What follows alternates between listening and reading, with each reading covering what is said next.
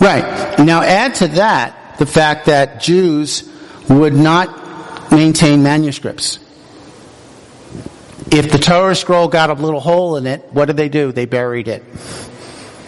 Okay? They didn't have the sense of history that we have. Okay? The Aramaic scribes came out of Jewish scribal tradition. We should not be surprised that when manuscripts got worn, that they were buried.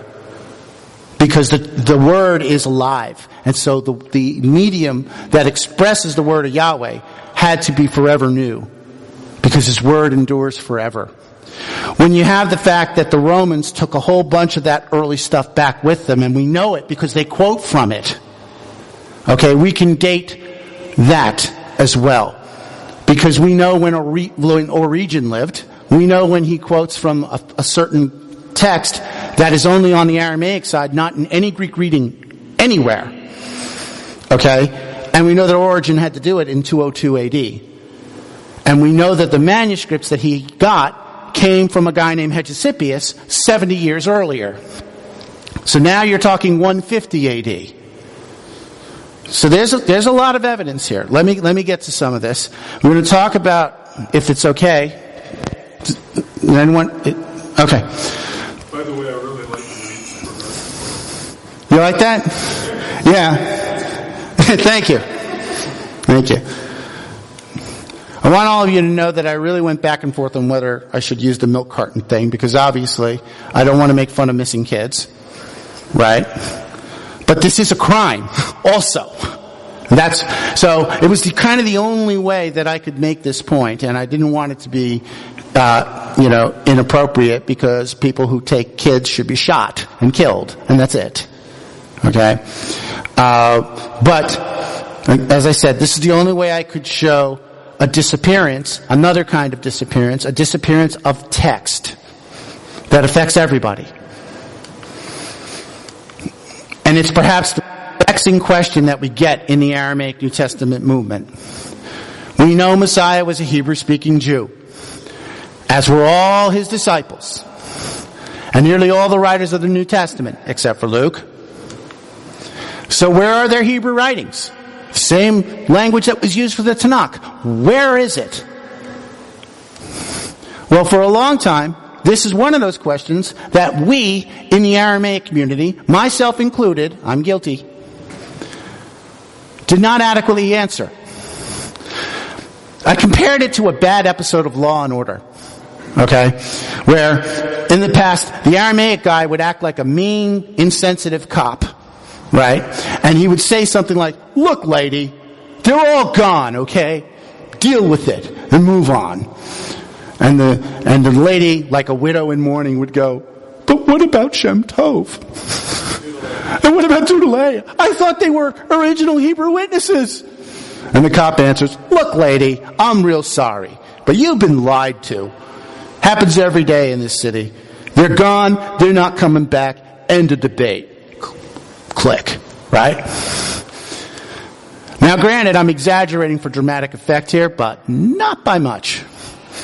I had to admit my own mistakes and the mistakes of people who agreed with me, who have agreed with me in this scholarly pursuit. The problem is, while we know manuscripts, at least in Hebrew letters, circulated very early, not a trace of those early copies has survived. Not one. And the witnesses we do have are 1,000 years later than the earliest Greek and Aramaic manuscripts, and they only cover Matthew and the Epistle to the Hebrews. We're kind of 25 short. Where's the rest? Fair question? Right?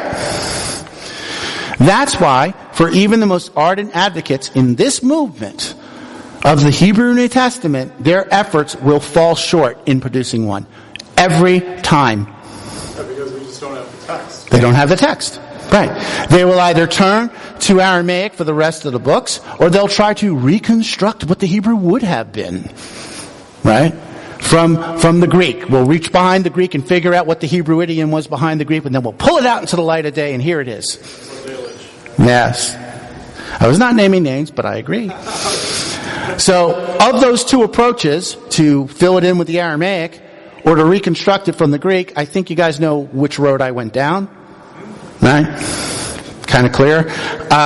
Except my Matthew is also in Aramaic, not Hebrew. However, I believe I've uncovered new evidence that can shed some light on this issue. Here's what I did. I went back and I read the testimony of the church fathers with fresh eyes. And I tried to see things from their view, which was not easy. And I looked at the different terms that they used and the political circumstances in which they used those terms. And tried to figure out what went on. After compiling a list of these factors, I went back to the manuscript record and the historical record to see what other concordances I could find. And this led me to the answer I currently have about the Hebrew, not Aramaic, the Hebrew New Testament. What we're going to see are the birth of two extremely ancient Semitic witnesses. The first witness, I'll call it Jerusalem. Obviously, that's where it comes from in Israel. Partly in Hebrew originally, but then quickly adapted into what we'll call Judean or Jerusalem Aramaic in Hebrew letters. I'll explain. I'm not asking you to take my word for this.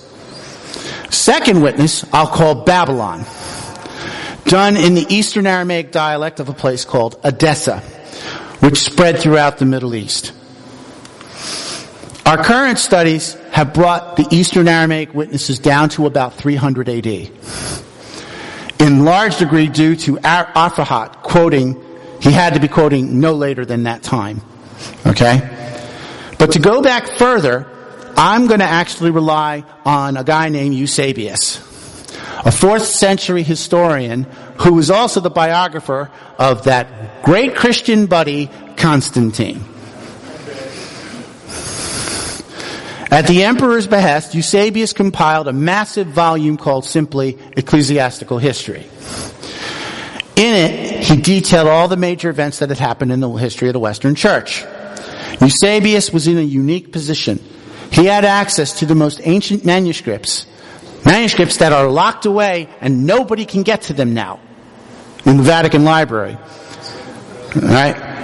And official imperial backing, so he wasn't going to be burned at the stake for getting these manuscripts.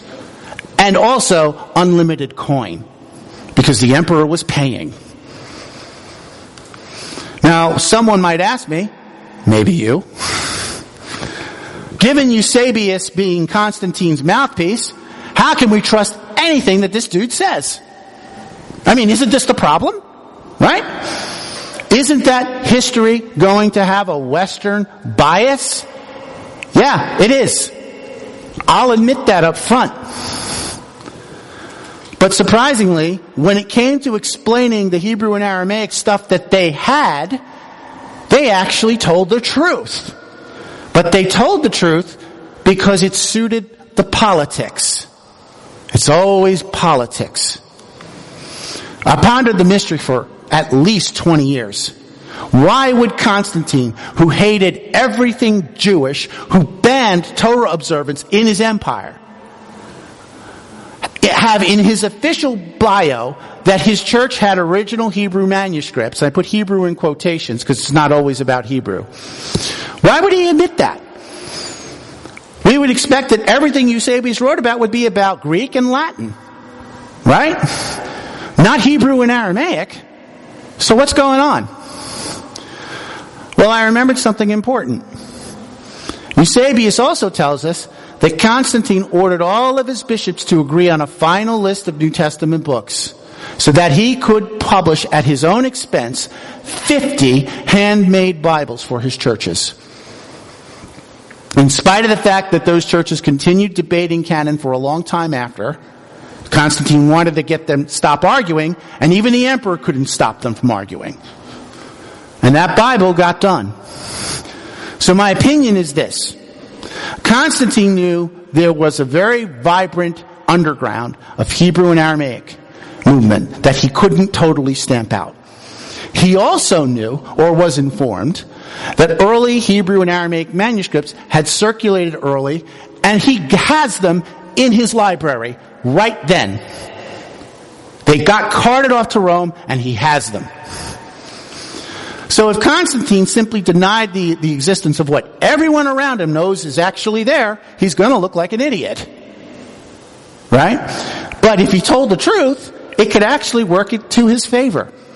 As he could truthfully say he had access to all the important ancient witnesses, and aren't you going to want my Bible because I had access to stuff that no one else has access to?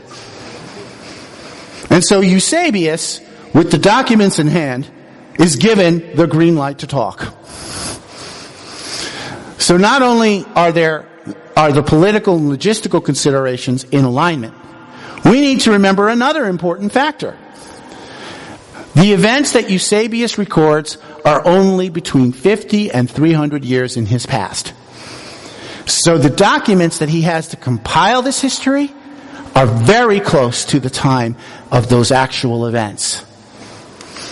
That's an extremely rare convergence, and in this case, yes, I trust Eusebius for that reason. Oh, there's one other thing about Eusebius I should mention. Might make his credibility go up a bit. He was born in Israel. He was actually called Eusebius of Palestine, or Eusebius of Caesarea. Yeah, not bad. A lot of people don't know that. He also became this bishop in Israel, and therefore knows exactly what what documents they have, what they had in Israel, because he was there, and what his emperor took. So he knows both sides of that equation. But in order to reveal these two ancient and original Semitic strands, we're going to need to shift gears a bit. Up until now, we've been telling our story in descending order. That is, from most recent events down to the more ancient. But I told you there was going to come a time when we're going to switch the order. I'm doing this for your benefit. Because when I tried to do it all one way or all the other, even I got confused. Right? So now we need to reverse the process and go in ascending order. From ancient to modern. So I'm going to go back to the beginning, and then we're going to catch up to Eusebius here. So just bear that in mind. So the Jerusalem witness begins in 30 CE, the very year that Yeshua was crucified and risen from the dead.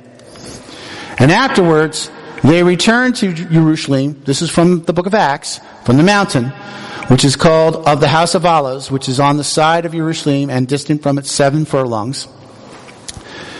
Now, your Greek may say Sabbath day journey, which is 7 furlongs. And after they entered, they went up to the upper room, and those that were staying in her, Petros, Peter, Yochanan, John, Yaakov, James, Andrew, Philip, Tauma, or Thomas, and Mattai, and Bartholomew, or Nathaniel, and Yaakov, the son of Chalpai, and Shimon the Zealot, and Yehud bar Yaakov. These, all of them, were steadfast in prayer with one soul, and with the women, with Mariam, his mother of Yeshua, and his brothers. This is a power meeting. And among them in those days arose Shimon Kepha in the midst of the disciples there. There was a gathering of men, about 120. That's a staff meeting. So here we see the first corporate meeting after Yeshua's resurrection. It's obvious the minutes from that meeting were written down. They became the book of Acts. We also see agendas put forward, special scripture discussions to justify certain actions, and a collective decision-making process based on the falling of lots. That's all also in Acts chapter 1. Look at also who's at this meeting. Every single apostle, no one's died yet. Yeshua's mother, 2 brothers, which would include Yaakov HaSadiq, James the Just, and Jude, the guy who wrote the epistle to Jude, and any number of other important witnesses. I believe this first gathering was also intended to begin collecting testimony from the eyewitnesses about Yeshua and what had just happened.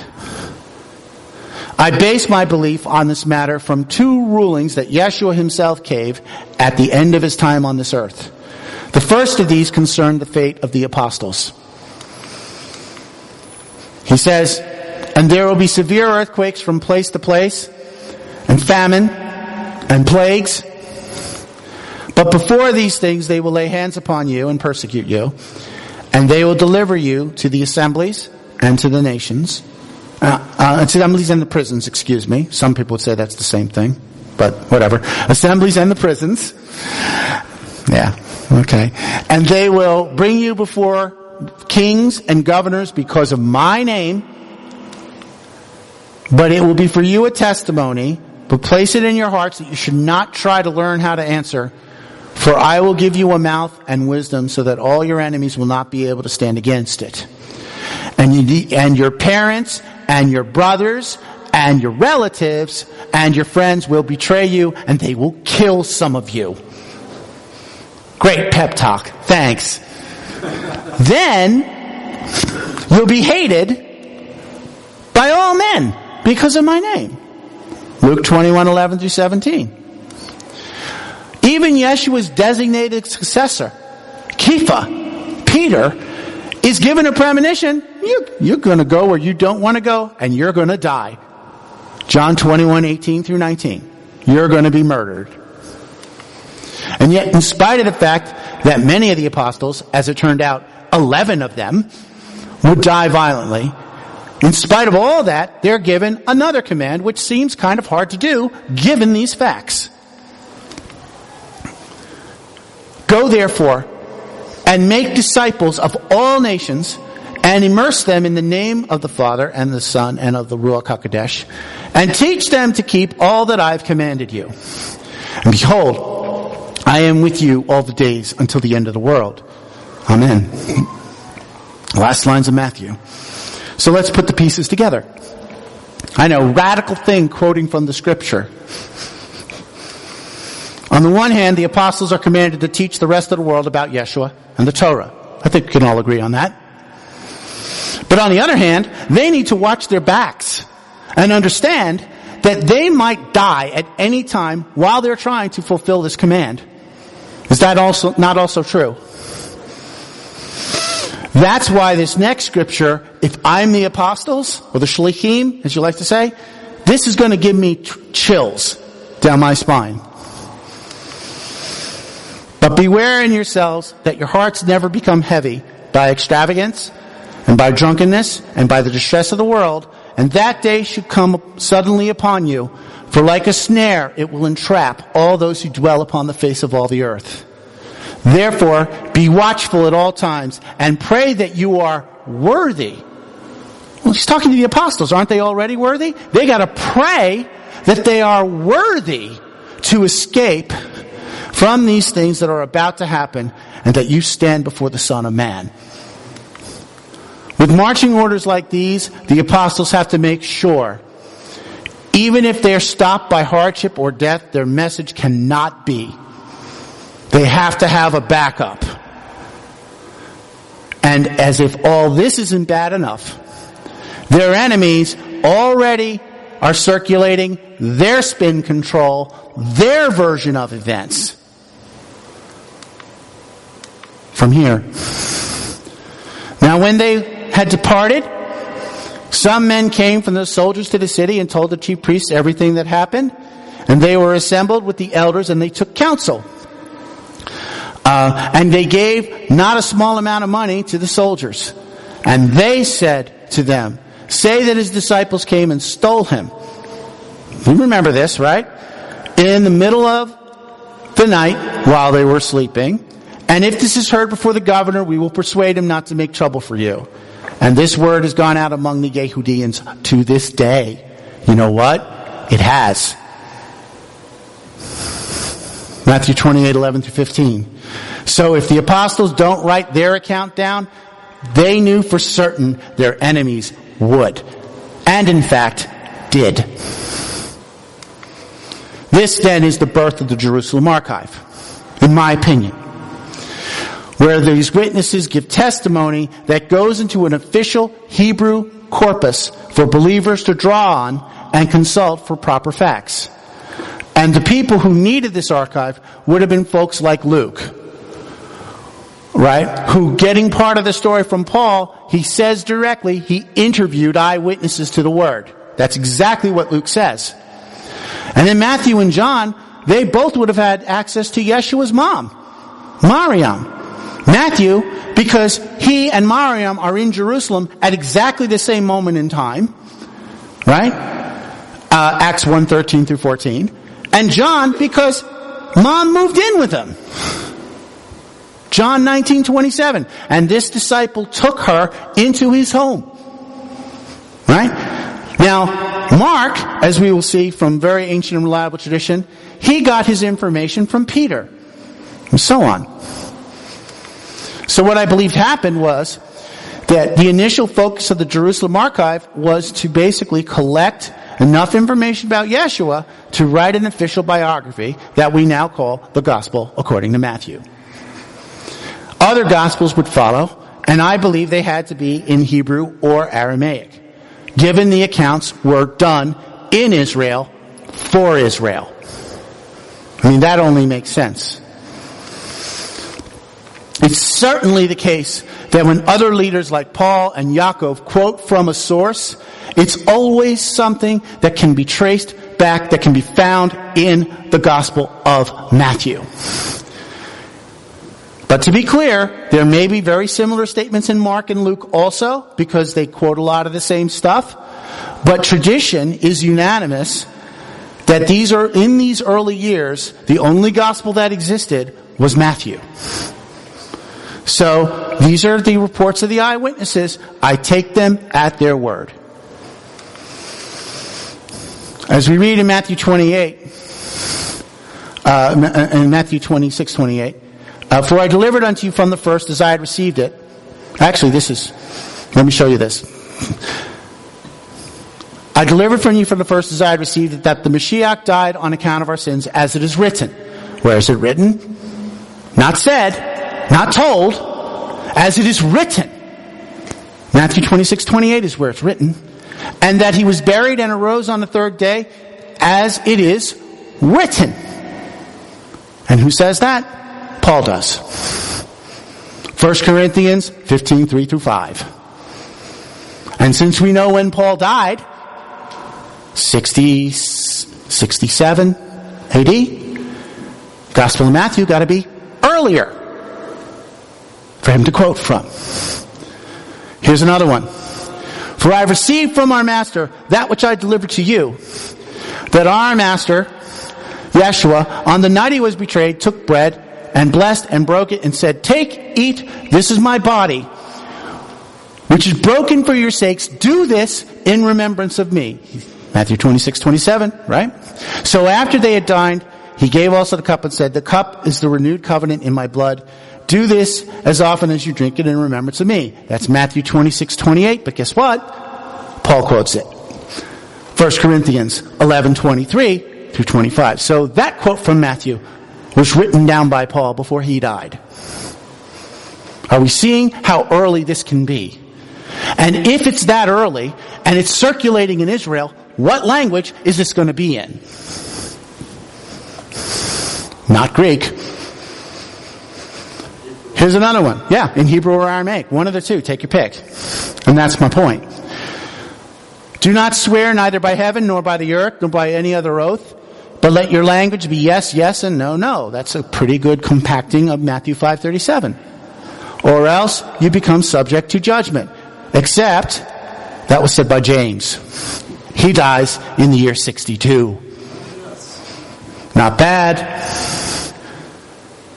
When I say these things, trust me, I'm doing my best to justify it from the Scripture. So what's very interesting also is Paul is dead by the year 67. Yaakov, as I said, is dead by the year 62. If you don't believe me, you can argue with Josephus, because that's what he says. And yet we're quoting from a written source in both places, as it is written. Right? We also need to look at another fact about the Jerusalem archive. The New Testament clearly tells us that the apostles put not just their letters, but their administrative rulings. They were already in the habit of writing that down. For example, now those who were sent came to Antiochia, that's Antioch. And he gathered all the people, and they were delivered the epistle. That's a written document. And after they read it, they were encouraged and they rejoiced. And with an abundant word, strengthened the brothers and established those in the household of Yehuda and Shelah. That's Acts 15, 30 through 32. So in the year 49 AD, they're issuing written administrative halakhic documents. Here's another one. And they who accompanied Paul went with him to the city of Athens, and when they departed from him, they received an epistle, another written document, from him to Silas and Timothy, that they should come to him speedily. And in 2 Thessalonians 2:15, right, that's Acts 17:15 I just quoted from, be established and persevere in the commandments, whether by word or by our epistle. So official biographies of Yeshua, what we call Gospels, letters to the assemblies abroad, details of administrative matters, legal rulings, were all written down according to the New Testament itself. And this is the Jerusalem archive. Then out of this archive, no later than 45 CE, 45 AD, emerges the first official book. Combination of this guy's eyewitness experience and what he's gleaned from maybe talking to Mary and what he gets from the archive, and that is the Gospel of Matthew. Now, how do I know that? Where I get this idea is going to be shocking. Hang on. St. Jerome. Yeah. Another weird Roman dude helping me. Go figure.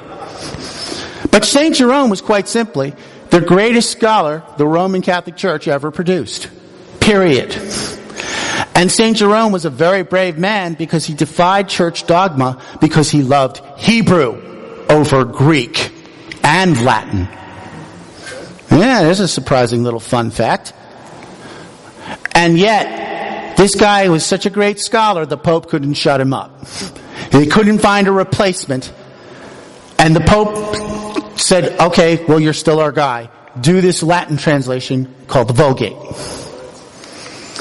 Like Eusebius before him, they got a lot in common. Jerome, commissioned by Roman rulers to create, a Bible. Sound familiar? This time in Latin. And also like Eusebius, Jerome was given unlimited access to precious manuscripts that we'd all kill to have today, right? Along with all the kesef, money, that he would need to complete the project. So here's what this expert, probably one of the last guys to actually see these documents, here's what he had to say. For those who ask me about historical evidence, here it is. Matthew, who is also called Levi, and from a tax collector, came to be an emissary, first of all evangelists, composed a gospel of Messiah in Judea in the Hebrew language and letters. No mention of Greek. Right? For the benefit of those of the circumcision, as if that wasn't clear enough, who had believed. Now get this line. Who translated into Greek is not sufficiently ascertained.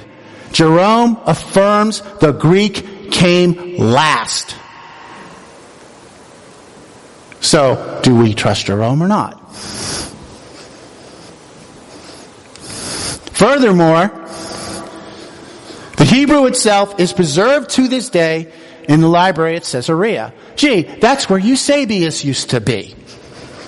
Bishop of Caesarea, which the martyr Pamphilus so diligently collected. I also allowed the Nazarenes who used this volume in the Syrian city of Berea to copy it. Why would he lie about this? Tell me. Why shouldn't that be a fact? And Jerome continues, in which it is to be remarked that wherever the evangelist makes use of the testimonies of the old scripture, he does not follow the authority of the 70 translators or the Septuagint. but that of the Hebrew. So all this stuff about the original Greek New Testament, quotes from the Septuagint, Jerome is saying the oldest manuscripts he's aware of quote from Hebrew. 382 AD. So here we see an interesting toggling point. In the first place, in Caesarea, it's most likely the Matthew gospel that was looked at was in Hebrew because it's in Israel. But in Syria, what language do you think they spoke in Syria? Would have to be Aramaic. In fact, scholars call Aramaic Syriac, from Syria. So once again, two forms of the Jerusalem Witness.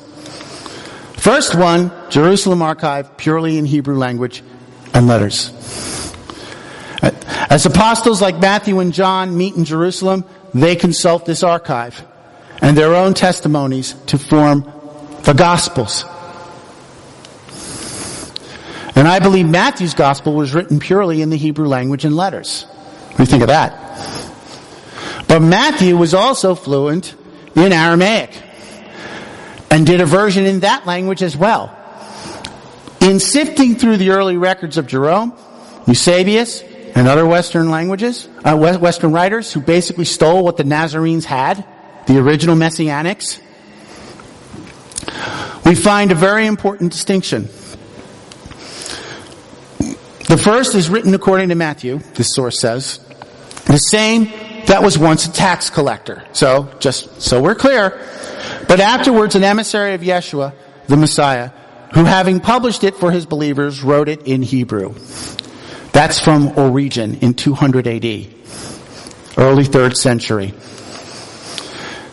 So Origen is saying he's seen extremely ancient copies of the Gospel of Matthew in Hebrew letters.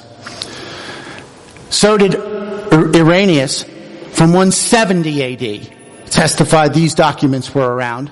Matthew issued a written gospel among the Hebrews in their own dialect, he says. 170. So with Origen, he just says Matthew wrote in Hebrew. And the most natural assumption is this means Hebrew language and letters. I don't have a problem with that. But with Irenaeus, he uses a different phrase. The Hebrew dialect. The dialectos Hebraidi is how that reads. And this is where it gets interesting. Wouldn't the Hebrew people speak Hebrew? Why would you go through the trouble of talking about the Hebrew dialect of the Hebrews? That's like talking about the English dialect of the English. There must be something else going on. Because I don't understand why you would even say that if you meant the Hebrew language. To me, and to the majority of scholars, Catholic, Protestant, and Jewish, that I've read on this issue, the answer is easy. The Hebrew dialect is the dialect of Aramaic that happens to be spoken by the Hebrew people in Israel.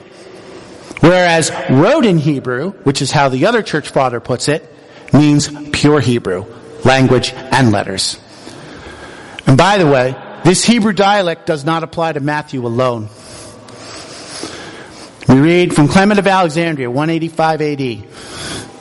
In the work called Hypotyposes, to sum up the matter briefly, Clement of Alexandria has given us an abridged accounts of all the canonical scriptures.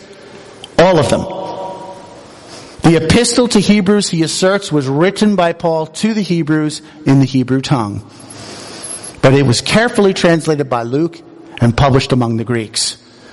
So Clement says Paul wrote first in Hebrew.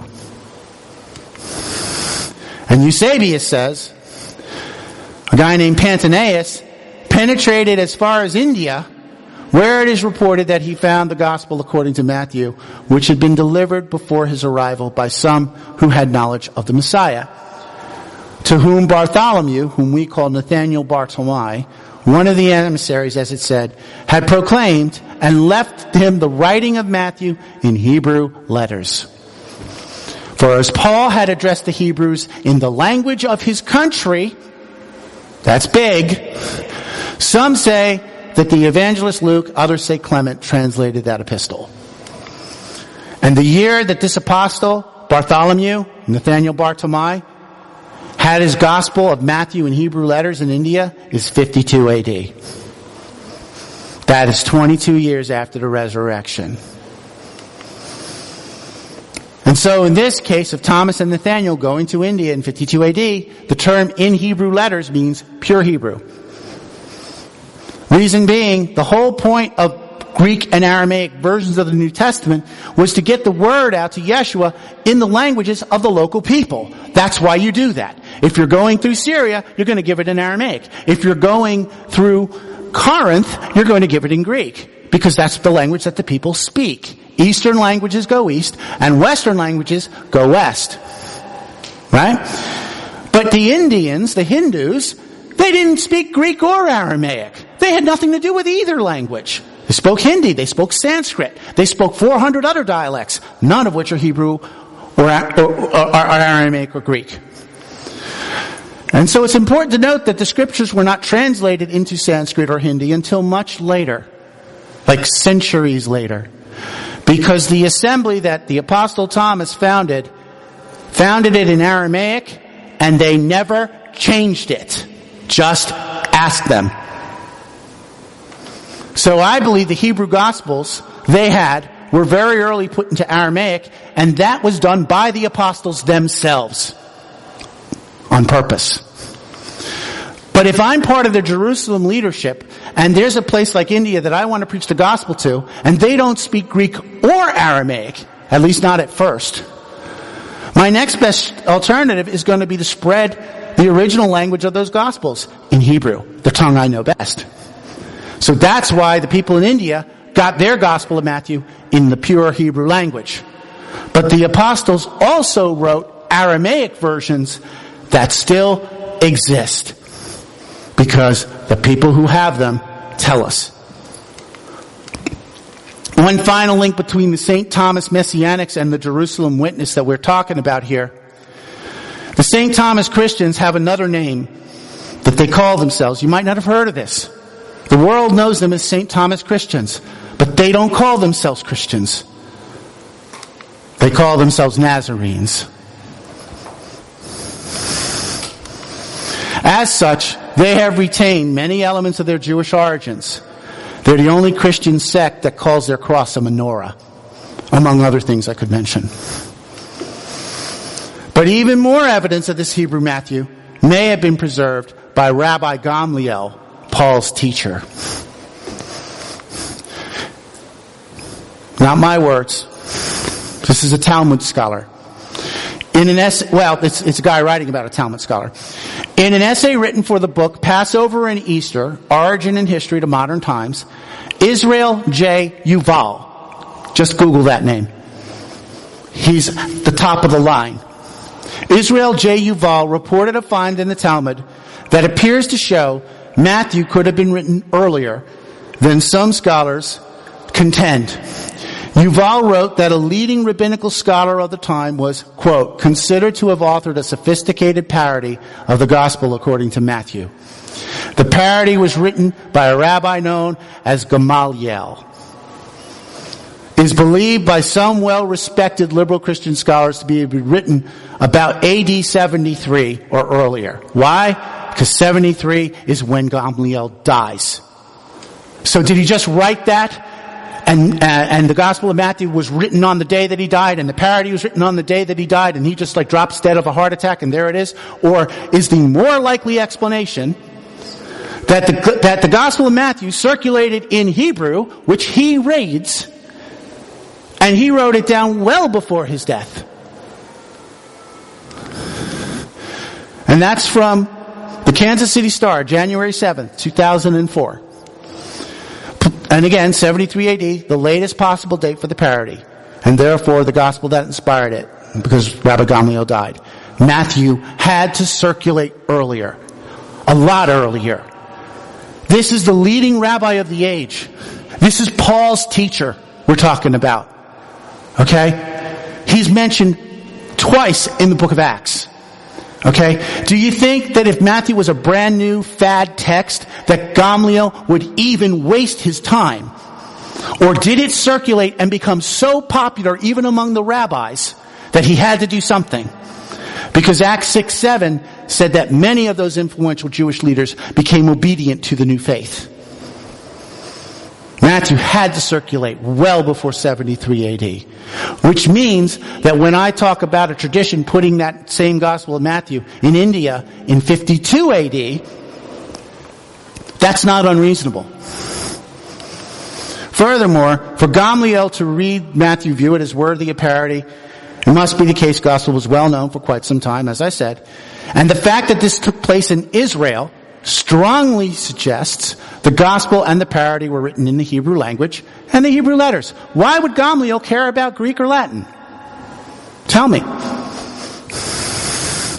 And this brings us to the last reference for the Jerusalem witness, the Talmud itself.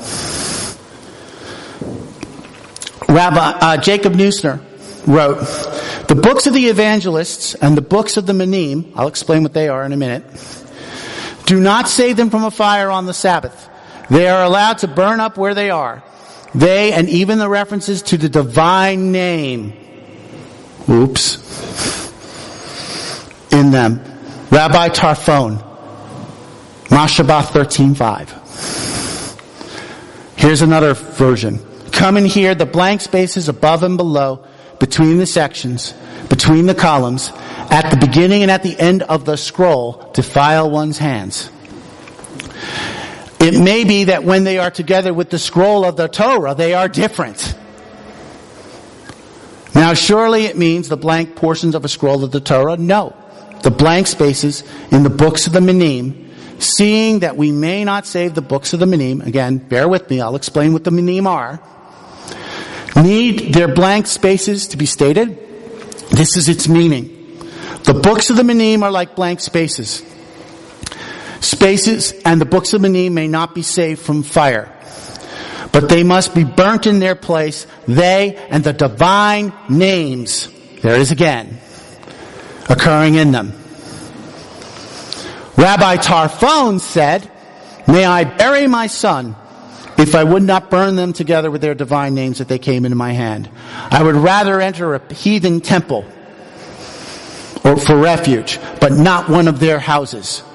So the books of the Minim is the plural of the word min in Hebrew. It's an acrostic. Mahaimna Yeshua Netzeret, believers in Yeshua of Nazareth, but specifically Jewish believers in Yeshua of Nazareth. These are Nazarene Gospels that the rabbis know about in the 2nd century AD that circulated in Hebrew with the name of Yahweh in them. Again, the strong clue is that it's the books of Minim, not book, books. The word in Hebrew, and the rabbinic concern about the divine names in them. If it just said an Aramaic name, if it said Maryah or Eloah, or if it said Elohim or Adonai, they weren't under the ban. What's the one name that was under the ban? Right. And these guys are under that ban. The original name of Yahweh would have really given them pause, which tells us they had to be in Hebrew. No other language.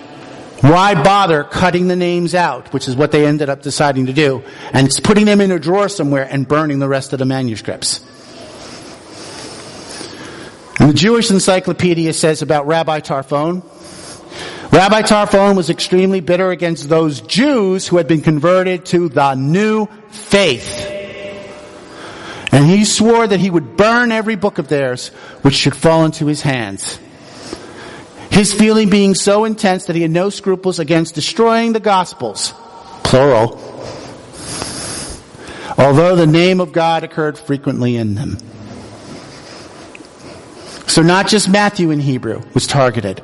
All 4 Gospels were in the language at that time. But on the other hand, we know these manuscripts could not have been in Greek because the Greek New Testament documents don't have the name of Yahweh in them. They do for the Septuagint, but they do not for the Greek New Testament. Not a one of any Greek New Testament codice or fragment has the name of Yahweh. They all, down to the last one, say Kurios or Theos in the place of the name. And while the Aramaic certainly could certainly have been read by the rabbis in Mashabath 116a, Aramaic did not use Yahweh either. None of the Aramaic New Testament documents contain Yod He Vav He. Not a one. They say Maryah instead. This leads inexorably. There's only one conclusion, I think. Nazarene Gospels in Hebrew language and letters circulated widely in Israel in the early 2nd century. Period. That's before the earliest Greek fragment of John. That's before the Chester Beatty Papyrus, which is it's got a lot of Paul's letters. That's before any ancient Greek witness. Furthermore, the identity of the heretical sect as Nazarenes is confirmed here. Just to so you know that I'm not making this up. Rabbi Joseph Ben Hanin asked Rabbi Abahu, as for the books of the Ebionites, called Be Abaddon, may we save them from a fire or not? Yes or no? And he was uncertain about the matter. The rabbi would not enter the house of an Ebionite, and certainly not a Be Nizrefe, a Nazarene house.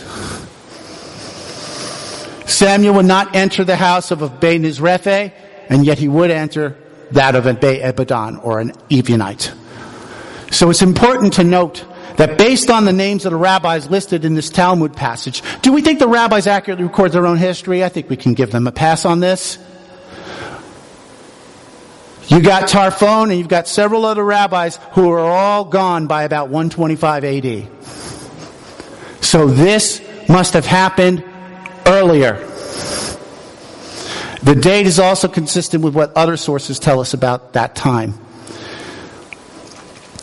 We read this, but I have learned much from the writings that until the siege of the Jews, which took place under Adrian, that's the Emperor Hadrian, the Bar Kokhba revolt, 135 AD, there were 15 bishops in succession there in Jerusalem, all of whom are said to have been of Hebrew descent and to have received the knowledge of Messiah in purity, so that they were approved by those who were able to judge of such matters, that were deemed worthy of the episcopate, the bishop's rank. For their whole assembly consisted then of believing Hebrews who continued from the days of the apostles until the siege which took place at that time, in which siege the Jews, having again rebelled against the Romans, so this is the second revolt, were conquered after severe battles. But since the bishops of the circumcision ceased at this time, too bad, so sad. They're so upset about it. It's proper to give here a list of their names from the beginning. The first then was James, the so-called brother of the Lord. The second, Simeon. The third, Justus. The fourth, Zacchaeus. The fifth, Tobias. Sixth, Benjamin. Seventh, John. Eighth, Matthias. The second, whatever. The ninth, Philip. The 10th, Seneca. The 11th, Justus. The 12th, Levi. The 13th, Ephras. The 14th, Joseph. And finally, the 15th, Judas. Yehuda. These are the bishops of Jerusalem that lived between the age of the apostles and the time referred to, all of them belonging to the circumcision. What language would the documents of Hebrew speakers in Jerusalem, what would that language have been? I wonder. That's from Eusebius in 315 AD. Therefore, these Jerusalem leaders would probably have also maintained the same Hebrew documents that, rabbis like Gamliel saw before 73 AD, and Rabbi Tarfon and Akiba commented on before around 125 AD. But after this time, a disaster known as the Bar Kokhba revolt would soon change everything for this witness. After the disaster of Bar Kokhba, the Jews were expelled from Israel, and even Jewish Messianics lost their positions in Jerusalem. Many fled for their lives. And if the Church of the East documents are accurate, even members of Yeshua's own family fled into Persia and became bishops in the Church of the East. Because Persia was more tolerant than Rome was. But from this point on, the details of that Hebrew New Testament become sketchy at best. For a few centuries after this, church fathers like Eusebius and Jerome will report that they saw copies at least of a Hebrew Gospel of Matthew. Another writer, Epiphanes, makes this comment. It's really interesting. He says, the Nazarenes have the Gospel according to Matthew quite complete in Hebrew. For this Gospel is certainly still preserved among them as it was first written in Hebrew letters from 370 AD. The phrase quite complete in Hebrew is very important for what we're looking at, for what we're studying today. For one thing, it strongly suggests that the Hebrew versions of the Gospels with the Nazarenes were complete, were similar to the Greek versions. Not identical, but similar, to be recognized as the Gospel according to Matthew or Mark or whatever. And that's why it's quite complete. No fragments, no Gnosticism, no heresies. They're similar to the Greek and they're similar to the Aramaic manuscripts that Epiphanes himself read. And so it's not spurious. This is received text that we have testimony about. And so this gives me great hope, if not final proof, talking about the Hebrew New Testament, and the Aramaic is a separate discussion, that Rabbi Gamliel, before 73 AD, and Rabbi Tarfon what they saw were close to mirror images of the Aramaic counterparts that have survived. The only difference is the Hebrew read Yahweh, and the Aramaic read Maryah. After all, the one thing the church fathers were good at was recording what they thought were heresies. And they certainly do, in vast detail. So here's the summary chart to kind of tie this together before I finish this. There's one part after this. We'll see if we have time for it, or I'll do it tomorrow, whatever. But here's the summary chart of everything that we've been talking about. The apostles meet in 30 AD. Testimonies from the Hebrew-only Jerusalem archive are taken. Using the archive, the first Gospels are written in Hebrew and Aramaic around the 40s AD. The Gospel of Matthew makes its way to India in 52 AD. The Gospel of Matthew is also parodied by Rabbi Gamliel, who dies in 73 AD. The archive is likely destroyed in 70 when the Romans burned Jerusalem. Nazarene Gospels with Yahweh in them are burned by the rabbis in 125 at the latest. The Bar Kokhba revolt in 135 CE causes complete banishment of the Jews from Israel. And then Hebrew and Aramaic New Testament books are brought to Rome around 150 AD. That story is what's in the last piece. How the Aramaic New Testament found its way to Rome. So that's part 4 coming up. We're going to learn about a man named Hegesippus, who, starting in around 150 AD, begins taking the Nazarene canon of the New Testament books in both Hebrew and Aramaic back to Rome. Then we'll see solid proof that the Romans received all of it intact. But the Hebrew side is all but gone, leaving the Aramaic.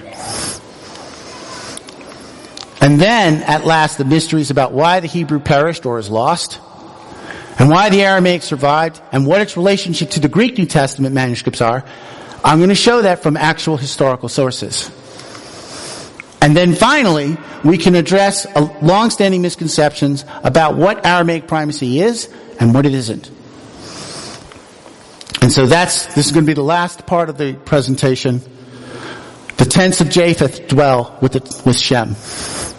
But we can take a break. That's the end of part 3.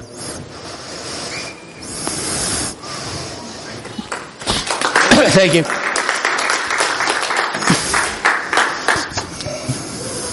Andrew, you mentioned that the Aramaic has Maryah. I remember you mentioned it. Mm-hmm.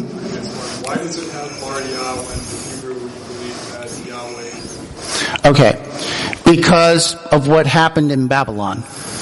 You see, the prophet Daniel, he's in Babylon, and Belshazzar, he takes the temple cups and stuff, and he throws a little party, and Daniel is furious.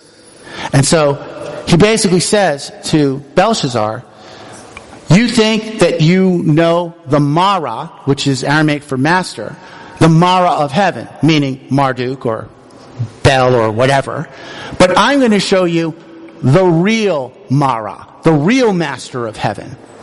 Okay?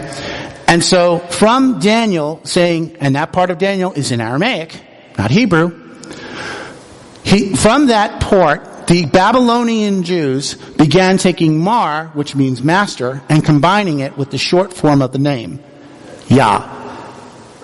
Okay? They did that in part because they're not allowed to say the longer name. Yahweh. It's under the ban. So, this is what develops in between Daniel and when the Gospels open.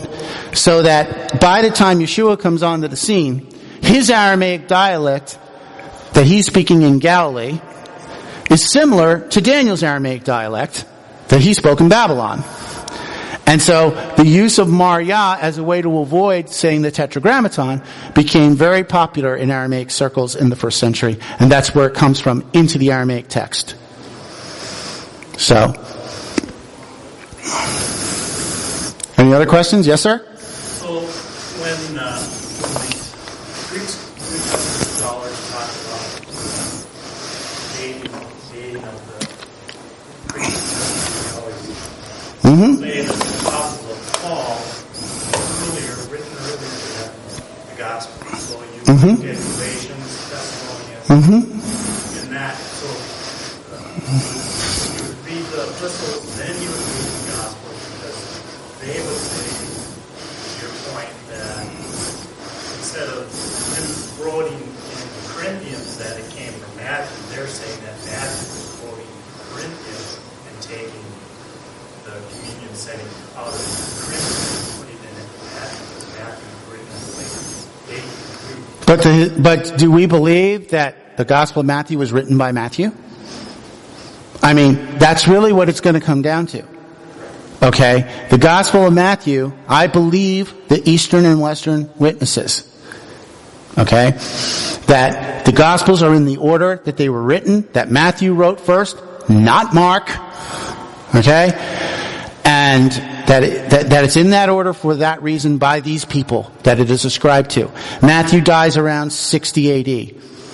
So Matthew was not alive to write Matthew in 85. Okay? And the fact that Gamliel wrote that parody of the Gospel of Matthew and he's dead by 73 should totally knock that whole idea out of the ballpark. You see. And that's why that piece of evidence is so important. People can make assumptions all day, and they can have 10 degrees in New Testament studies or whatever, but at the end of the day, if it doesn't match up to history, it doesn't match up. So that's why I would say no. With all due respect, of course. You know. And it's important to note that scholars themselves don't just look at how old a fragment is. They look at the historical circumstances behind it. They look at where it was found. They look at how much it agrees with other manuscripts that they have. This is what we call antiquity, attestation, and provenance. Right? So, that's why we need to take a wider view and look at that's why I compared it to being a CSI at the very beginning. That we need to collect trace evidence even, little itty bits of stuff, and catalog it, classify it, quantify it, test it, before we throw up our hands and say no. Does that make sense? Yes? So what do you think of the idea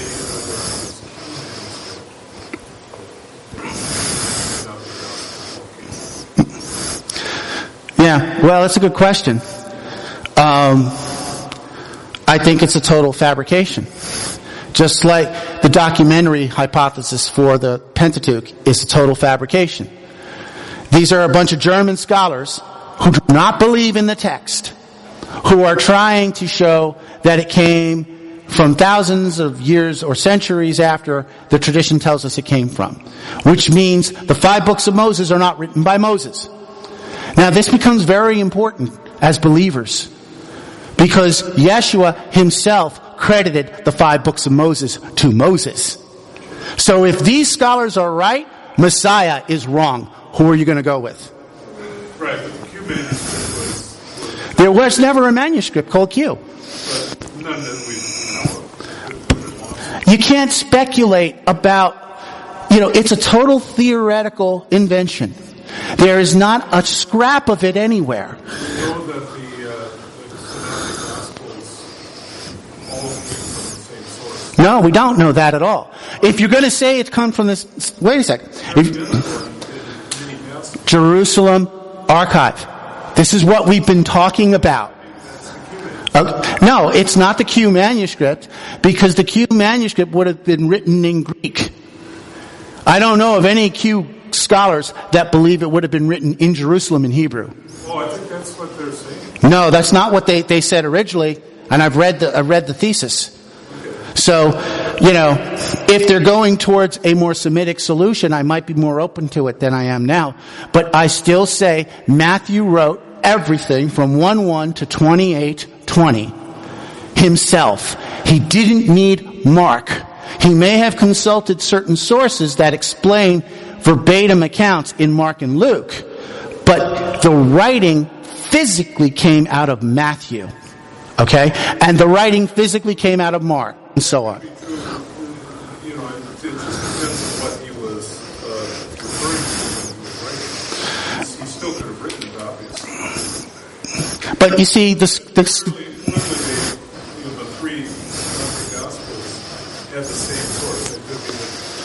it could be the Jerusalem Archive, but the Q formulation, first of all, it's named after a German word, Kella, source. I kind of have a problem with that. Okay? Can you see why? Okay? I'm not naming my Hebrew original after a German phrase. Not going to happen. So, that's one thing. The other thing is that when I give, talks like this, people go, well, show me every little itty-bitty piece of stuff. And so I'm trying to, from a whole bunch of different sources. I'll let you guys judge if I've done a good job on that. But when it comes to this theory and the documentary hypothesis, where there is far less evidence than what I'm talking about, everybody wants to give it a pass. And I, for one, can't understand why. There was never a manuscript found that is configured in the precise way that Q is said to have been. Not one. Not a fragment, not half a chapter, not one. There's no fragment of the archive either. Well, there are quotes about it. There's at least, it is in the historical record, as we've been talking about. There is, in other words, I'm showing you actual quotes from guys like Brooke Foss Westcott, Bruce Metzger, okay, modern scholars. I'm showing you the testimony of Jerome, Eusebius, Origen, Irenaeus, okay. I'm showing you actual history. Show me one historical quote supporting Q. It is not there. So again, if you're going to hold my feet to the fire, and that's fine, I support that. I told you that last time I was here. I'm asking you to apply the same standard you do to me to that. Because from where I sit, that theory rests on no evidence at all. Whereas what I'm talking about is found consistently in the historical record. That's the difference. Do you see why I feel that way? Sure. And I actually think that what your position is. Okay. I appreciate that. I'm not against you. I know that. You also told me that last time. And I've got a long memory. Did I not go straight to you and say, yes, I remember who you are? Yes? And you said you may ask a question or two, and I was like, oh no, a question. Remember? So, I came prepared. Yes, Judah. As a comment, you were talking about there's this parody of Matthew in 73, which puts the composition of Matthew probably prior to the destruction of the temple in 70. Yes, I would imagine. Right. So it's interesting then, because just going through Matthew, there's prophecies of the temple's destruction, which means that that's one of the criticisms of biblical writing. Paul clearly wrote it after the destruction of the temple, therefore it wasn't Yeshua prophesying of the temple's destruction. Circular argument. I don't believe in prophecy, therefore, since I don't believe in prophecy, this can't be prophecy. I'll give you an example of how that fails. Consider the book of Daniel. Yes.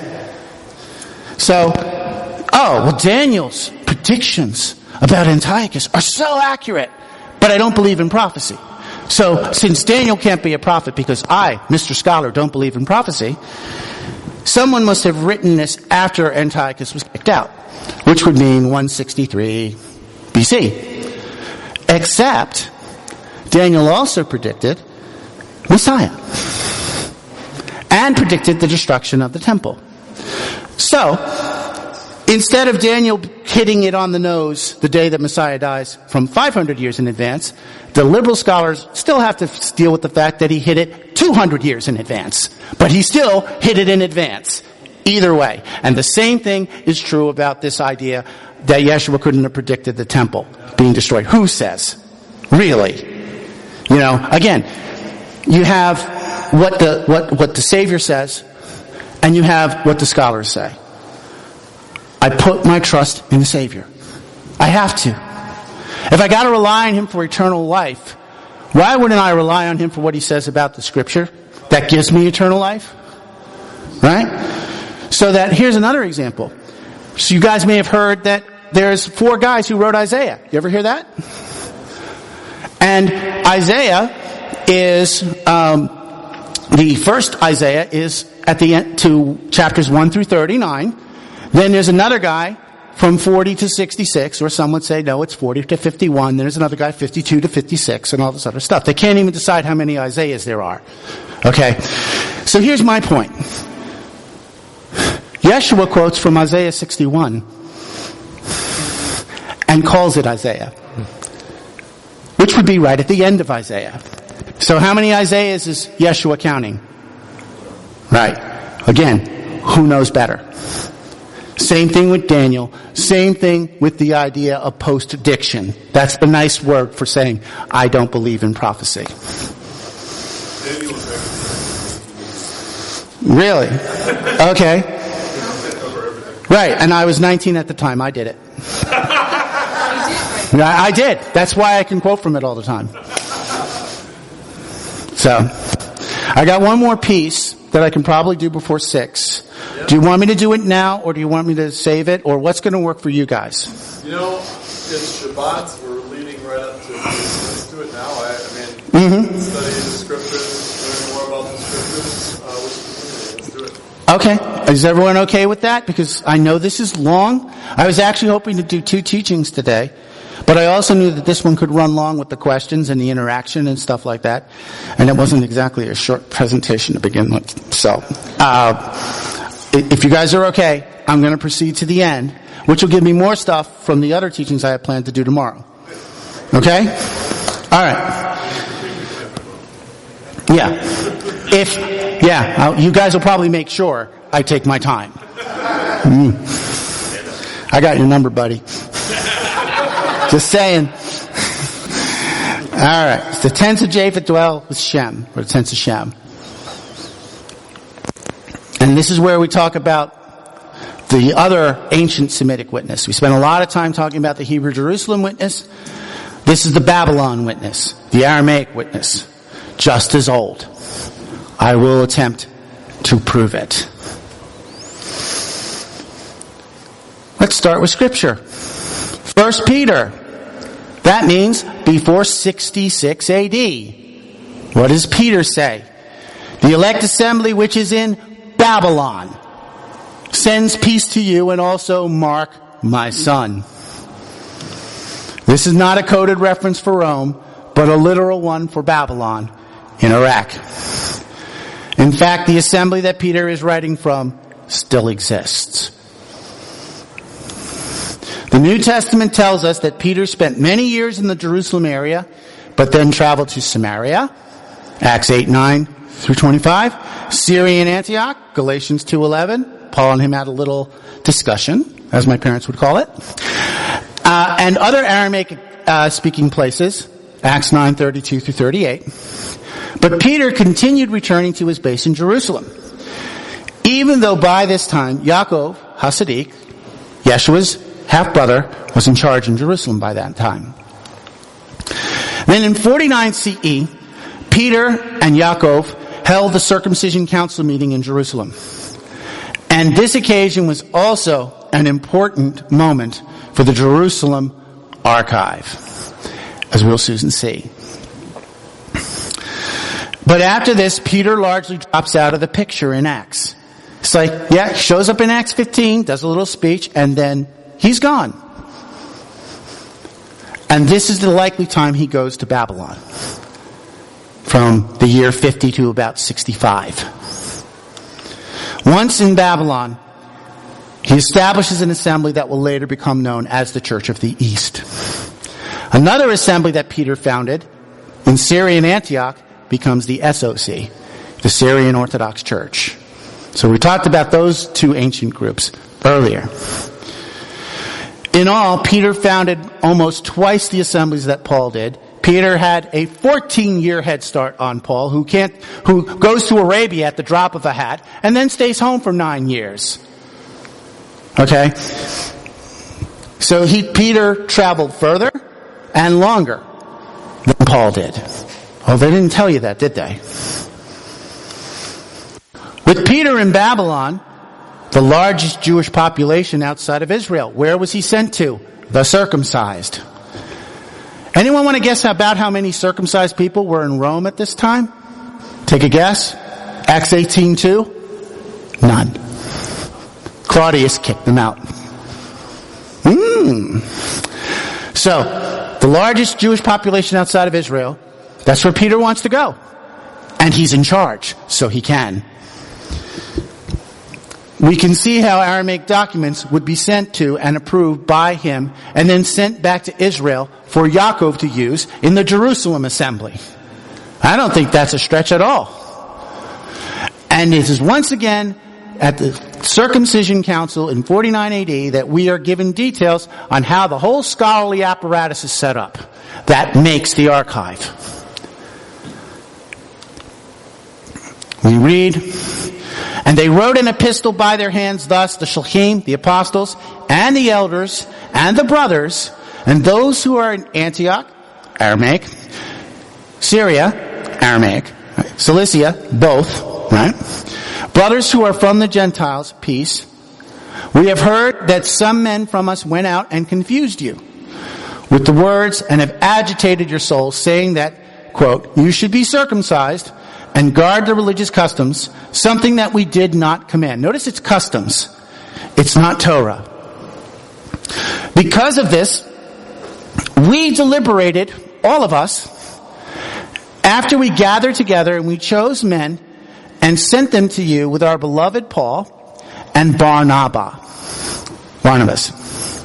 men who have committed their souls for the sake of the name of our Master Yeshua the Mashiach. And we sent Yehuda and Sheila, or Silas, Silvanus, if you prefer, with them, who by their words they will tell you these things. For there was a determination upon the Ruach HaKodesh, and also upon us, that a greater burden should not be placed upon you except those things that are necessary, that you should stay away from that which is sacrificed to idols, from blood, from a strangled thing, and from fornication. As you keep your souls from these things, you will be well. Be true in our Master Yeshua. Acts 15:23-29. So the key thing to observe here are the men who are delivering the message. Right? Paul, Barnabas, Yehuda, and Sheila. The Apostle Paul is traveling with a translating entourage. That's how Paul gets into Greek. Okay? The translating dream team helping Rav Shaul were, I wish I could have television production to have actors and like have the images come in like this and, really cool funky theme music, da-da-da-da-da-da, here they come. But this is what you're stuck with. Yosef Halevi Barnabas, see Acts 4:36, specifically sent to help Paul when it was decided that he ministered to Gentiles. Galatians 2:9. Right hand of fellowship and all that. Yehuda Bar Shaba, sent with Paul and the others to deliver the circumcision ruling to Gentiles, most of whom presumably speak Greek. And then a guy named Sheila, or Silas, which is Greek, Silvanus, which is Latin. This dude really liked to cover himself. Fluent writer in both Aramaic and Greek, Sheila is one of the most well-traveled translators that Paul has. He is with Paul in both synagogues. He's mentioned in Acts 15:40, and in Greek-speaking areas, Acts 17, verse 15. He is playing both sides of that language divide. Just look it up. And here's another special note about Sheila, Silas, Silvanus. He's actually the co-author of 2 of Paul's letters in Greek. How do I know? Paul tells me. I, Paul, and Silvanus, and Timothy, to the assembly of the Thessalonians, which is in Elohim the Father, and in our Master Yeshua the Mashiach, grace be with you, and peace. 3 authors. 1 Thessalonians 1:1. Here's another one. Same thing. 2 Thessalonians 1:1. Paul and Silvanus and Timothy to the assembly of the Thessalonians, which is in Elohim our Father and Master Yeshua the Mashiach. Call me crazy, I'm taking him at his word. These are his co-authors. Or as I would contend, his co-translators. Nor is this the only apostle that Silvanus, Silas, helps in writing from Aramaic to Greek. He helps out another guy. These, as I account with them few things, I have written to you by Silvanus, a faithful brother, and I would persuade and would testify that this is the true grace of Elohim, this in which you stand. Who said that? Peter did. And as time goes on, going back to Paul, he's also going to have other translators get on his dream team. And he's going to sort of change them like we change socks. Okay? Here's the dream team for Paul. Yochanan Marcus, author of the second gospel, and assistant also to Peter. So like Silas, here are these translators that are currying between the 2 main writers, apostles. Tertius, co-writer, he says so. I, Tertius, who wrote this letter to the Epistle of Romans in Greek, Romans 16, verse 22. And here's a question about the Epistle of Romans. If the location will always dictate the origin of the language, why doesn't anyone think Romans was originally written in Latin? You're right. That's right. Oh, no. Greek was what they spoke in eastern provinces. They never spoke Greek in Rome. So obviously, there's more to the story. That's my point. Wouldn't you write it in the language of your readers? No, you would write it in the language you were most fluent with and have your friends help you put it into the local vernacular where it's going. See? And so here's another guy, Timothy. Co-writer along with Sheila, 1 and 2 Thessalonians. Right? And of course, the most stalwart servant of them all, give it up for Luke.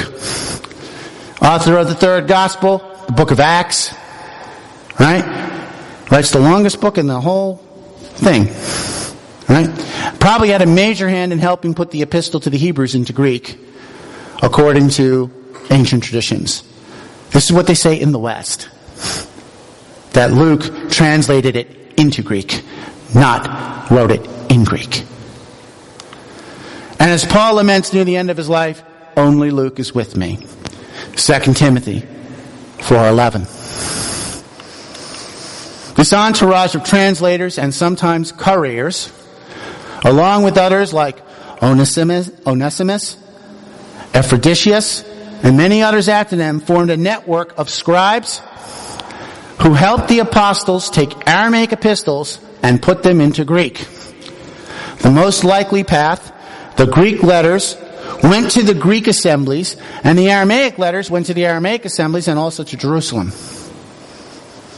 All under apostolic authority. Of course, Aramaic letters went to places where there were large Aramaic-speaking populations, like Syria, Babylon, and certain parts of Asia Minor. And that's why I have learned that primacy, Aramaic primacy, is not so much about who came first, but what was needed where. That's the more important question. In other words, let me spin a scenario. If I'm a worshiper at the Thessaly assembly, okay, and my rabbi receives 1 Thessalonians, which was originally authored by Paul in Aramaic because that's what he's fluent in. You're always going to start in the language that you are best at. I'm a translator. Trust me, I know what I'm talking about on this. I would never skip straight to Aramaic composition without doing something in English first. Never. Okay? So, you get that 1 Thessalonians written by Paul in Aramaic. But then he says, Silas, Timothy, come and help me. What's the Greek word for this? And they tell him. So he writes it down. Right? He knows enough Greek to get by, but he still needs some help. Okay? Then, if I'm in Thessaly, and I receive with Paul's distinguished mark a Greek version of the letter to my assembly, to me, that's the original autograph of 1 Thessalonians in Greek. But then again, the Aramaic that was written first would also be original. It depends on what your perspective is. They're both original. They're both autographs. So in a sense, primacy or originality resides in the mind of the writer and in the mind of the receiver who gets it. And they may not agree on what it is. That's what I've come to learn over the last year. But now we need to shift gears and get back to Kepha, Peter. After 2 decades and establishing more than 40 assemblies in the Middle East, Peter decided to retire. But what may be shocking is, in spite of Catholic doctrine to the contrary, there is not a single scintilla of evidence that Peter ever set foot in Rome. Never happened. In fact, recent archaeology has revealed the distinct possibility that Peter returned to Jerusalem from the greater Middle East and died there in the year 66 because we found his tomb that said Shimon Bar Yonah. And right next to that tomb in Aramaic were the names Mariam, Martha, and Eleazar. Mary, Martha, and Lazarus. In ossuaries that could only have been done in the 1st century. Not bad. Yeah. Now there is controversy about it, but there's controversy about everything, but the bottom line is, there's no evidence that he was ever in Rome. In fact, if you want to establish an apostle as your pope in Rome, Paul's your guy. Roman citizen, dad's a Roman citizen, writes a bunch of letters to the Romans, including Romans and Philemon. Okay? Paul is the guy who can navigate between the Jewish world and the Roman world. Peter is not. That's why Paul says, I was sent to the uncircumcised, and Peter was sent to the circumcised, which is not Rome. The fact is, the Roman Church's attitude on this matter might be viewed as almost humorous if it wasn't also tragic. The fact is, the Roman Church only claims to be Babylon when it's convenient, when it's good for the press. Like in co-opting 1 Peter 5:13, where they're not mentioned, and saying, no, that's us. And yet, point out that the whore of Babylon sits on 7 hills and go, you're the whore of Babylon. You said you were Babylon before. Are you Babylon now? No, that's not us. Really? Have you seen a doctor about this? Because I think you need to take a pill. So I believe what happened to Peter in his final years is that he returned back home to Jerusalem in the wake of Yaakov, James's death, in 62 AD. He would then die around 66, perishing in the first Jewish revolt. This is my theory. I can't prove it. I'm speculating here. Okay? But before that, I think there is a hint. It's not solid, but a hint that the church fathers knew that Peter came back to Jerusalem and took over after James died. I'll show it to you. Recall earlier I showed you that Eusebius listed the bishops that ran Jerusalem, of Hebrew descent, of the circumcision. Remember that? After Yaakov died, he was immediately succeeded by a man named Simeon, which is nothing more than a Greek rendering of Shimon. That could be Peter. But of course, there's a catch.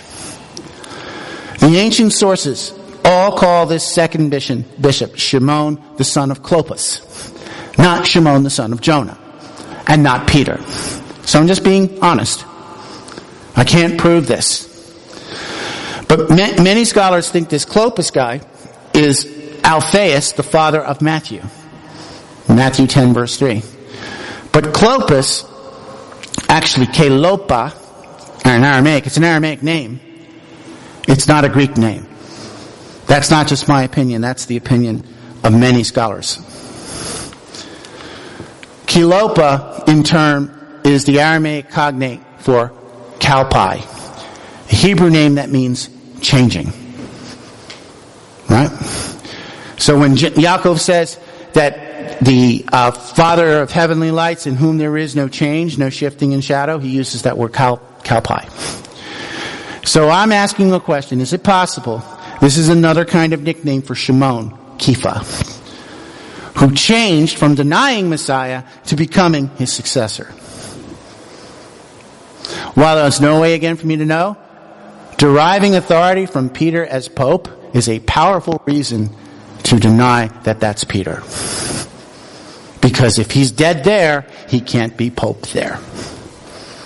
Again, informed, hypothetical speculation on my part. But at the end of the day, Peter, as Shimon, the second bishop of Jerusalem, may be something I believe, but I can't prove it. If Peter, though, did return at the time, the evidence suggests, however, he would have been recognized as the leader. You see Peter coming back, you're going to put him in charge, especially if James is gone. And that would be true regardless of what Eusebius says. But moving on, the next stop in our journey of the Babylon Witness is a copy of the 4 Gospels with a very early date attached to it, according to the Vatican librarian himself. In 1821, the Vatican librarian made an amazing announcement and went all around the world. His name is J.D. Asaman, or Asamani, as he's also known. And he may have leaked a shocking secret that the Roman Church did not want him to talk about. This is what he said. A manuscript of the 4 Gospels in Syriac, Aramaic, bearing the date of AD 78, is mentioned by J.S. Assaman in his Bibliotheca. The manuscript was preserved at Baghdad on the river Tigris, and at the end it had these words underwritten. This sacred book was finished on Wednesday, the 18th day of the month of Kanun, in the year 389, according to the Greek Macedonian calendar. Okay? That is, of the Greeks, which is AD 78. And it also says, by the hand of the apostle Achaeus, a fellow laborer of Marmaris, and disciple of apostle Mar Thaddeus. But no sooner was this discovery leaked, Aramaic Gospels of Matthew, Mark, Luke, and John, dated by the colophon to the year 78 AD. That discovery was leaked, could have led to a lot of embarrassment for the Roman authorities, so they quashed it. They tried to cover it up, and they renounced it. I find both the level of quashing the story and the reasons given for saying it's wrong highly tenuous and extremely suspicious. Let me explain. This guy, Michaelis, was said to have rejected the statement about this gospel from 78 AD on the grounds that one of the laborers mentioned, a guy named Achaeus, he died in the year 48 AD. And so since the manuscript is dated 30 years after this guy died, he says, this has no authority whatsoever. But that's not certain based on the evidence that the guy died in 48, or even if he did, that it invalidates what the manuscript says. And I'll explain why. Michaelis' analysis also ignores the fact that there's another guy mentioned who is alive in 78 AD, a guy named Maris. He's a bishop at this time, and he later becomes the patriarch, the head of the entire Church of the East. So we know a lot about this guy. Achaeus, the other guy who died in 48, was Maris' mentor and teacher. So they were co-laborers, actually. And so the bookmark reading that Asim reported is perfectly accurate. Achaeus and Maris did work together, just like the colophon says. But the student overtook his teacher and became the next leader of the Church of the East. There is nothing in that statement that invalidates the historical facts. Not a single thing. And yet on that basis they said, this wasn't right. So once this objection is eliminated, the leading expert, the guy who kept the catalog of the manuscripts themselves in the restricted section that no scholar in the world can get to, the first century section of the Vatican Library, he's vindicated. He admitted, I got Aramaic copies of Matthew, Mark, Luke, and John dated to 78 AD. Yeah. Therefore, this is one of the many invaluable artifacts that we know, for a fact, Rome is hiding. While I cannot know if this manuscript still exists, if it does, it would reside in that restricted first century section that we know the Vatican Library has. And I have no doubt that the Vatican librarian knew what he was talking about in 1821. And the Aramaic Gospels from 78 AD did exist. Why would he lie? But our next stop comes from a disciple of the Apostle John.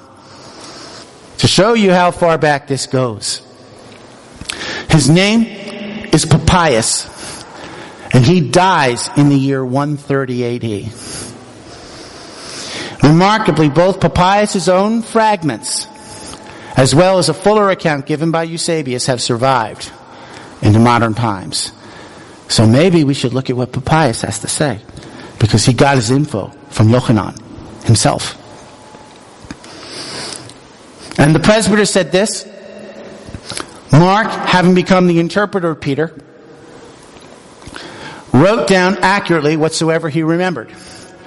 It was not, however, in the exact order that he related the sayings or deeds of Messiah. For he neither heard the master nor accompanied him, but afterwards, as I said, he accompanied Peter, who accommodated his instructions to the necessity of his hearers, but with no intention of giving a regular narrative of the Lord's sayings. But with regards to Matthew, this is what Papias, this guy is dead in 130 A.D., right around the time the rabbis in the Talmud are talking about the Gospels in Hebrew with the name of Yahweh in them. Okay? He says, Matthew put together the oracles of the Master in the Hebrew language, and each one interpreted them as best he could. Interpret them into what? Into Greek, right?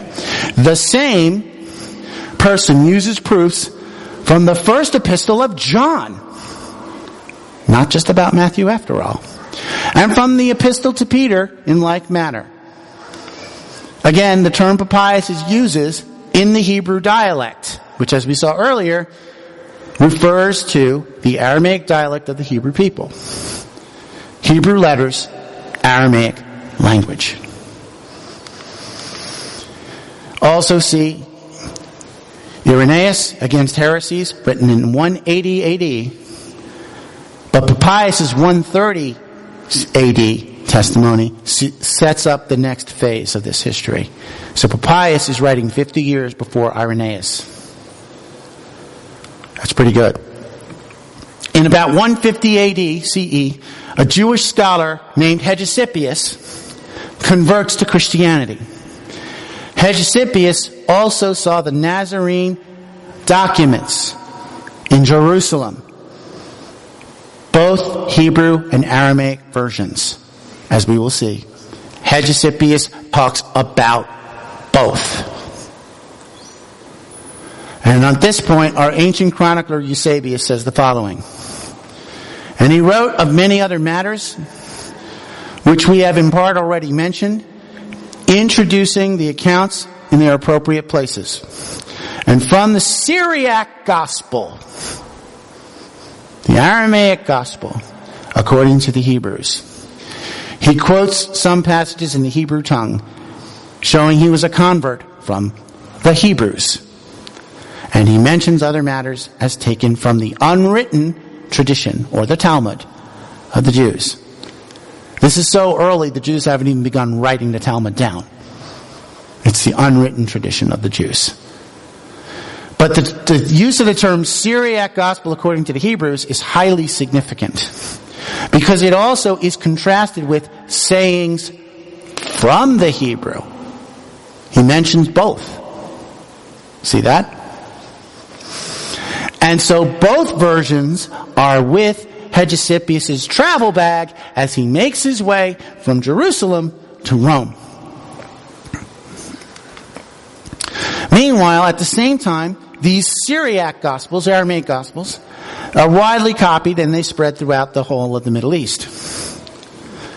And only 10 years after Hegesippus takes some of them out of Israel, a guy named Tatian gets a hold of other copies in Syria, and he pieces them into what we now call the Diatessaron. So now we've come all that way. You see why I went back to go forward again? From there, the wildly popular Diatessaron becomes the majority document for the Aramaic New Testament throughout the Middle East. 175 CE. But the Peshitta didn't disappear, as we saw from the quotes of Saint Aphrofat. He had plenty of separated Gospels to quote from in the early 300s. However, even so, those combined Gospels, the Diatessaron manuscripts, they greatly outnumbered the Eastern Aramaic Peshitta documents. We get some indication of these numbers when Rabula and another bishop destroy a total of 450 copies of the Diatessaron. But when the dust settled, it was very easy for the Church of the East to put the old separated gospel manuscripts that had circulated for a long time back into use. That maneuver, to simply go back to the previous form of the documents as separate gospels, explains further the traditions in the Eastern Church, the Church of the East, that they never asked for, right, never needed or received a so-called new translation. Not ever. From any point from the 2nd to 5th centuries CE. And then the time of the Peshetta's reemergence matches the manuscript record that we saw in part 1, early to middle 5th century. So now we've come full circle. So here is the summary chart that we got now. But I should tell you, there's one other surprise. Like with the other one, the apostles meet in 30 CE. Testimonies from the Hebrew-only Jerusalem archive, also like before. Using the archive, first Gospels are written in Hebrew and Aramaic, 40s CE. Aramaic versions of the Gospels dated to 78 AD, attested to by the Vatican librarian himself. Papias, no later than 130 AD, because that's when he dies, says that Matthew was written in Aramaic before being put into Greek. Then another guy, Hegesippus, takes the Nazarene canon back to Rome around 150 AD. And then the church father Origen quotes from the Peshitta exclusive version of Hebrews 2:9 and 2:02. Oh, wait a second. I didn't talk about that, did I? I got to pause my own timeline to explain this. The original reading for Hebrews 2:9 was, as is shown in the Eastern Peshitta text, quote, "For apart from Elohim, he tasted death for every man." That was the original reading. But then a heresy called monophysitism became a fad. Monophysitism means one nature. And it arises out of Gnosticism, which held that Yeshua was not even human at all, but merely a divine being putting on the appearance of a mortal. Put on flesh like you'd put on a winter coat. That heresy spread all over the place. And soon, a new reading emerged to accommodate it, so that by the grace of God, he might taste death for everyone. That's the later reading. It sounds subtle, even innocuous. But believe it or not, my problem is not that it talks about God's grace. I got no problem with that. My problem is that apart from Elohim was dropped out of the text because of heresy. On purpose. The heretics didn't want Yeshua to have any humanity whatsoever. Even if he was also 100% divine at the same time, they didn't want a single scintilla of humanity with him. But for our purposes, here's the major point. The reading, apart from Elohim, does not exist in any Greek manuscript that Origen would have had. It did not exist in Greek that early. There's a couple of Greek witnesses 800 years later, but not in the 2nd to 3rd centuries. The only place Origen could quote that version of Hebrews 2:9 was from the Aramaic traditions. No other place is even possible. He got it from the Eastern Peshitta in 202 AD. So it'll take at least 200 years. I would say 800, but, apart from Elohim to show up on the Greek side at all. It shows up, I think, a little bit in Latin a couple hundred years later. But nothing from Origen's time. So here's the quote. Origen says, "For apart from God, he tasted death from all." So there's the apart from Elohim. This appears in some copies of the Epistle to the Hebrews as "by the grace of God." That's Origen himself. 202 AD. There's the Greek. That's where it says apart from Theos. Apart from God. And leading Peshitta scholar William Norton adds this.